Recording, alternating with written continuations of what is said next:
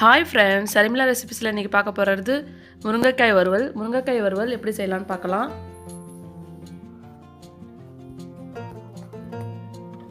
ஒரு வானலில் 2 ஸ்பூன் அளவுக்கு ஆயில் சேர்த்துங்க.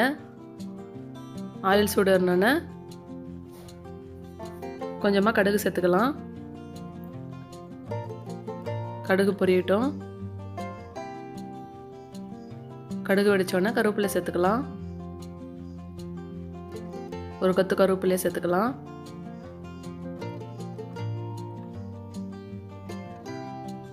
சேர்த்து நல்லா கிளறி விட்டுக்குங்க. இப்போ 2 வெங்காயத்தையும் சேர்த்து நல்லா கிளறி விட்டுக்கலாம்.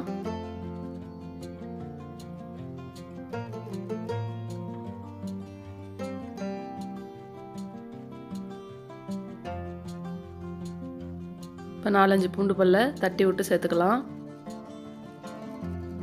சேர்த்து நல்லா கிளறி விட்டுக்குங்க.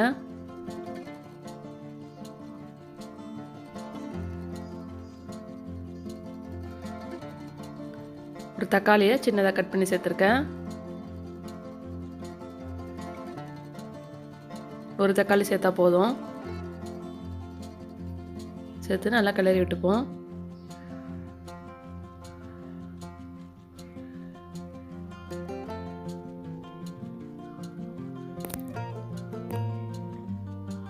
வெங்காயம் தக்காளி நல்லா வதங்கட்டும். இப்போ 1 ஸ்பூன் அளவுக்கு சால்ட் சேர்த்துக்கலாம்.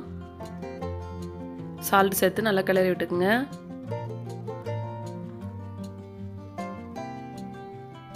ஒரு ஸ்பூன் மிளகாய்த்தூள், ஒரு ஸ்பூன் மல்லித்தூள் சேர்த்துருக்கேன்.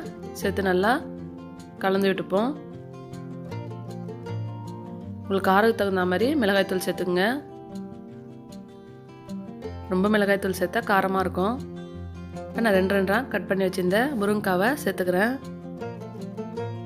நான் ஒரு 3 முருங்கைக்காய் கட் பண்ணி எடுத்து வச்சுருக்கேன். அதை 2 கட் பண்ணிக்கிட்டேன். நடுப்புற நல்லா கீறி விட்டு கட் பண்ணி வச்சுருக்கேன். இப்போ அதை சேர்த்து நல்லா கலந்து விட்டுக்கலாம். மசாலாலாம் அது மேலே ஏறட்டும். இப்போ 1 கப் அளவுக்கு தண்ணி சேர்த்துக்கலாம். தண்ணி சேர்த்து ஒரு மூடி போட்டு ஒரு 10 நிமிஷம் வேகட்டும். பாருங்கள், நல்லா தண்ணிலாம் வற்றி சூப்பராக முருங்கைக்காய் வறுவல் ரெடி ஆகிடுச்சு பாருங்கள். பச்சை நிறம் போகிறதுக்கு முன்னாடியே நம்ம வெந்துருச்சான்னு பார்த்து நல்லா கிளறி விட்டு ஆஃப் பண்ணிடலாம். ரொம்ப சூப்பராக இருக்கும். ரசம் சாதம், சாம்பார் சாதத்துக்கெல்லாம் ரொம்ப நல்லாயிருக்கும். நீங்களும் உங்கள் வீட்டை ட்ரை பண்ணி பார்த்துட்டு கமெண்ட்ஸில் சொல்லுங்கள். இந்த வீடியோ பிடிச்சிருந்தா லைக் பண்ணுங்கள், ஷேர் பண்ணுங்கள். மறக்காமல் நம்ம சரிமிலா ரெசிபிஸ்க்கு சப்ஸ்கிரைப் பண்ணுங்கள். தேங்க்யூ.